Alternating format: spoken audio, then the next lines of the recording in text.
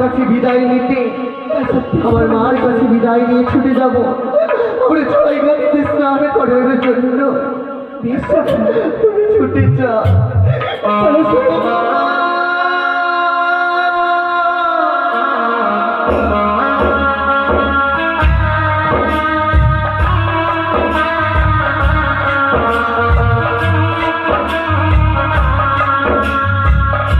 দুর্গা দুর্গা দুর্গতিনী হাসিনী মা আমার, তোমারই অসীম করুণায় আমি 6 পুত্রর পরে একখানা কন্যা পেয়েছি। ওগো মা ভবানী, শুধুমাত্র তোমার আশিসে আমার এই উজানির রাজবাটিকা পবিত্র হয়েছে। তাই তো বেহুলাকে নিয়ে কত আশা।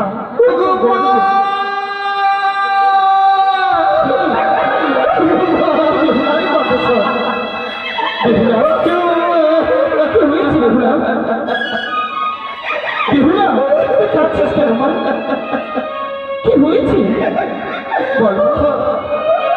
আমার দেশের বন্ধ চলে যায় মা। কি বলছিস বেহুলা?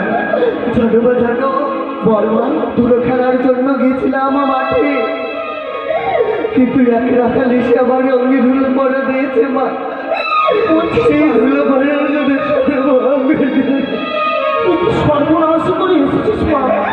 কি অলক্ষণে কথা বলছিস মা? মা, এই যন্ত্রণা যে আমি সইতে পারি না। এই যন্ত্রণা যে আমি এখন কি করবো? কি সর্বনাশ করে এসেছিস রে মা? মা গো বেহুলা, আমি কেন এসেছি জানো মা? বল মা বল। আমি এসেছি তোমার কাছে বিদায় নেওয়ার জন্য। বিদায়? এই ধুলো পড়ার অঙ্গের চালা দূর হবে একমাত্র যদি আমি সবাই কাটিতে স্নান করার জন্য। বেহুলা না, অমন কথা বলিস রে মা। এই বিদায়টি খুব কঠিন কথা রে মা।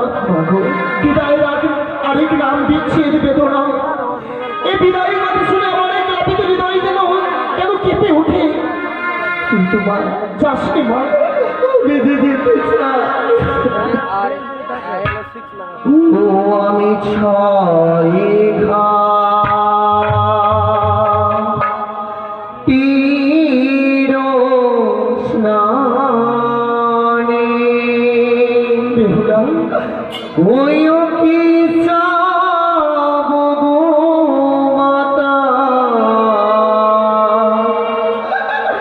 ও ও ও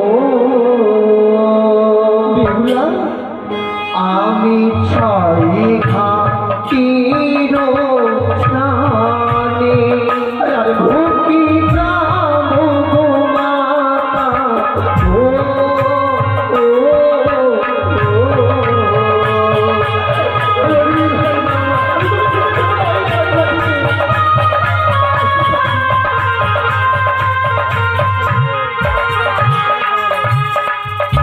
ও কি যাব গো মাতা, বিদায় দাও গো আমারে, ও কি গো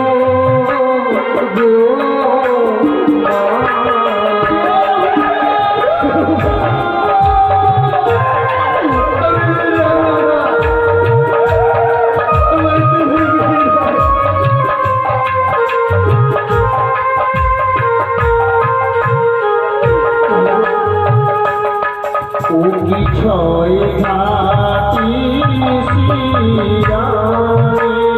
ওগি যেও না রে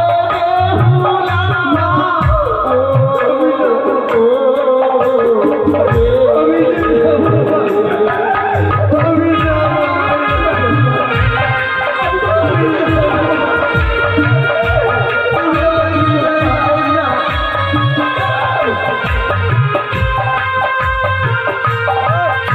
ও কেন যাবো না ওই ছয় ঘাটিতে? ওই ছয় ঘাটিতে গেলে কি হবে জানি? কি মা? ছয় ঘাটি পথে আছে বাঘারে বেহুলা ঘরে নয়।